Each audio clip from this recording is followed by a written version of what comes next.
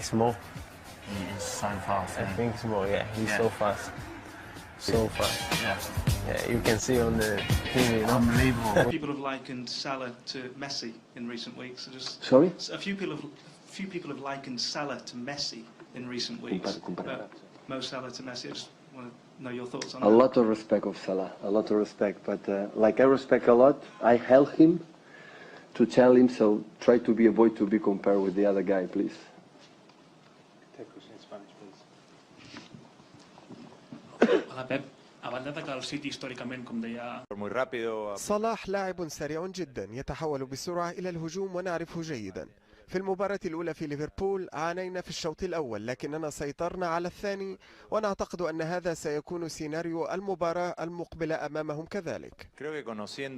أعتقد أن مفتاح الفوز سيكون تفهم أن لكل كرة أهميتها وإنهاء كل هجمة لنا بارتداد سريع لأنهم فريق يتحول في لحظة إلى الهجوم بالنظر إلى أن لاعبي المقدمة لديهم يتميزون بسرعة هائلة وأي كرة ينهيها منافسهم بشكل سيء يستغلونها. لا بد من بناء اللعب جيدا. فانتاستيك رائع. لعيب ممتاز، لعيب عظيم، لعيب متواضع جدا، شخص متواضع، شخص مسؤول، يتحمل المسؤولية، مستعد انه ينفذ اي حاجة لمنتخب بلده. انا ما اقدرش اطلب حاجة زيادة من اللي هو بيقدمه لي. مرحبا بك مرة اخرى زيدان في ابو ظبي. محمد حامد.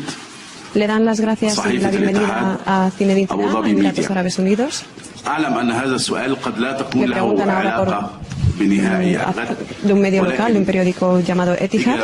الإجابة التي سوف تعطينا إياها. Es una pregunta que no tiene relación con el torneo de mañana, pero aún así dice que le va a preguntar. أتيحت لك الفرصة لمشاهدة لاعب ليفربول محمد صلاح، كيف تراه وكيف ترى مستواه؟ Le preguntan por Salah, que juega en el Liverpool, ya que es muy importante para esta región. ¿Qué piensa de él? ¿Qué capacidad tiene de él? Y sobre todo, ¿cómo le ve jugando en equipos de gran nivel como el Liverpool? Yo creo que es un gran jugador. Yo creo que lo ha demostrado jugando en la Roma. Ahora lo están demostrando con el Liverpool. Yo creo que es un jugador importante de este equipo. Y cada vez va creciendo y yo creo que todavía es joven y es uno que puede dar más al fútbol. Pero pienso,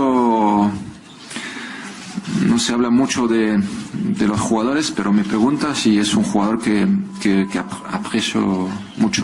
Join that list at Chelsea of ones that got away, a bit like Kevin De Bruyne, isn't he? Yeah, he is, and it's difficult. I don't think there shouldn't be too much finger pointing. I was there with Salah. He was young. It was probably an early stage in his career. Didn't work for him. He went away and did well. De Bruyne had the same situation. It's very hard. Chelsea have got an abundance of talent in those positions at that time. So I'd rather focus on the player and credit to them for going away, working hard and coming back. What's changed then in his game from the player that you trained alongside? Personality and the feeling of deserving to be there. I think a huge part. He's always had these abilities. He was quick. He had the good feet. But now he comes and he feels like he's a top player. He's got a different body shape as well. He's got shoulders. He's more physical. When he was at Chelsea, he was a baby in terms of football terms. Now he's coming into the prime years of his career. He's got that confidence of doing well at Roma. He's in a good place, and he's come and started really well. And that's just, continued. I think a big thing when you go to a new club is how you get your first step in the door. Are you coming to be a starter, or are you coming to be a squad member to work your way into the first team? I think at Chelsea, it was evident he was coming to work his way in. So therein is a confidence issue maybe.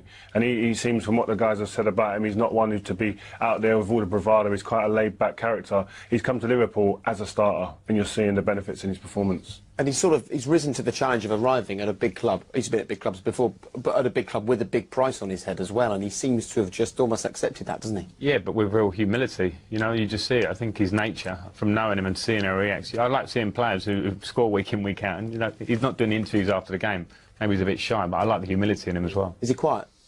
I don't really know him too well, but it seems like he's doing his football, he's talking on the pitch. And I'm not sure whether he's too confident in his English right now, but it doesn't matter. He can forget all the interviews he wants as long as he keeps scoring. He's doing the right talking on the pitch. There was a time where we were testing and he was saying, yeah, I don't score, I don't know why. I said, listen, it's just a matter of time and confidence. And when you have the confidence, everything can happen. And you can see now that he's scoring goals and he's becoming a boss, a leader of his team, and we saw it in the national team, and we saw it also in Liverpool in a few games. I believe he can bring a lot of his leadership, his experience that he's learning in Liverpool, and also what he has learned with the national team, how they qualified in front of thousands and thousands of people, of fans, you know, and for him playing a lot of big competition will help him to be among the best players in Europe. And well, during the World Cup, I really believe that. International break, obviously you lost one of your key players, Salah, on the other hand, had a great time in Egypt, scored the 2 goals, got them through to the World Cup, and he comes back into the mix. And you've mentioned the little time that you have with the players now. What condition does he return with? What do you expect from him? Very proud. Mohamed Salah we'll talk about now, right? Yeah, very proud. Did anybody see the 6-minute video about the summary of the game when you saw? I never saw a celebration like this for 1-0 after 66 minutes. I thought it's a golden goal in the World Cup final. Then 87 minutes they made the equalizer. Boom. Obviously not the nicest moment. And then 94 minutes. I never saw a celebration of a penalty like this, and until anybody said, by the way, we still have to score. And I nearly had a heart attack when I thought I had to go down there and take the situation that he did it. And I would say in this moment he's our #1 penalty taker. That pressure was unbelievable. He did really well, and after 27 years, I think fantastic news for Egypt, and that's a really good generation what they have there. So they should go to the World Cup, but how it always is, first you need to be qualified. So now out there. As mais conhecidas são as favoritas ao título sempre, né? Entre elas Brasil, Alemanha, França, Espanha, Argentina, são seleções que qualquer campeonato que esteja, eles vão ser os destaques, né? E eu acho que de surpresa, acho que a Bélgica tem um excelente time. Salah vem muito bem, é um grande jogador, né? E eu acho que pode fazer diferença também na Copa do Mundo. Ask a question, right? Yeah. Who is your favorite player in? Salah. Salah.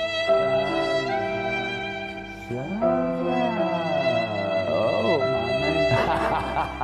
good choice. Good choice. The season that he's having, nobody really saw this coming. We've talked, in parts about him as the season has gone on, and this is why the company that he's in terms of the Liverpool players who've scored 30 or more goals in a season, and now Mohamed Salah is on that list. Yeah, well, apart from you've got John Aldridge and Fernando Torres, and you're talking about doing it consistently, and that's where he's going to be judged.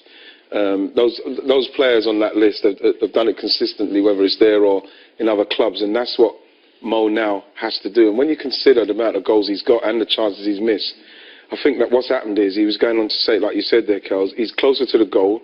He's got a manager that, because he maybe missed a couple early on in the season, he stayed with him, and we've seen him score goals, take them so well, and we've seen him miss unbelievable chances as well. But the fact is, he knows now, as a forward, I'm going to be in this team. I will play, even if I miss chances, I'm still going to get to play, and I'll get chances to score, and that's what he's done. Do you think that the difference between the Mohamed Salah that we're seeing at Liverpool and the one that we saw at Chelsea, Rob, is that he's just getting more opportunities, or is it that he's changed as a player as well? Well, he was a lot younger and more immature, and it probably lacked the confidence that he's got now. He had lots of chances at Chelsea, and he missed a lot of chances at Chelsea. He didn't score with any real frequency, and that was his problem, because then he becomes a substitute all the time, and then he's got 15 minutes to make an impact, and maybe he gets 2 big chances and misses 2 big chances, so then you go, I'm not going to start with him. And I've got to say, I've got to hold my hands up here, because I was partly in the conversation that led to him being sold, because when I was talking with Jose, and he says, they won't give me any money for players, I've got to sell before I can buy in the transfer window. And I said, well, I can think of a couple you can get rid of. I said, Mo Salah and Andre Schürrle. Right, and the next thing, they're sold in the transfer window. And so every time he scores for Liverpool, my daughter's team, I sit there going, did I really say that? Oh, I wish he was still at Chelsea. So, but it's good for family relations.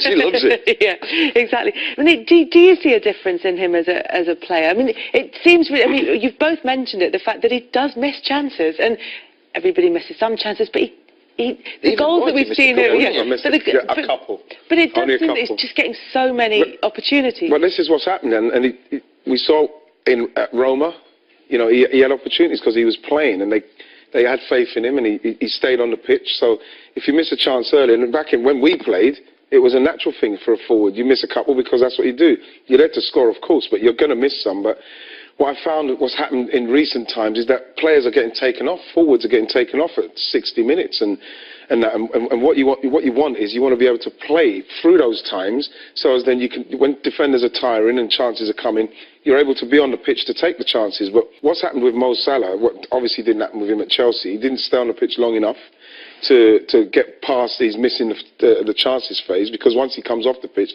he said, yeah, well, he missed a couple of chances. When he went to Roma, all of a sudden he started to blast, and he's come here, missed a couple of chances, but he stayed on the pitch, and then he's got his confidence, and he is closer to the goal, and he's got great feet, great skill.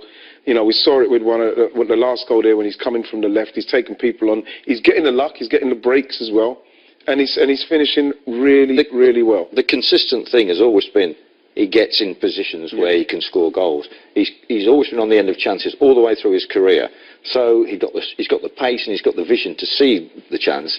Now he's starting to convert them, and now he's got a manager who says, well, I don't mind if he misses a few, because I know he's going to score bundles, because he's always on the end of it. His pace will get him through. He's got one-on-ones. He's going to score more than he misses. So he's got that, as you say, that the faith of the manager.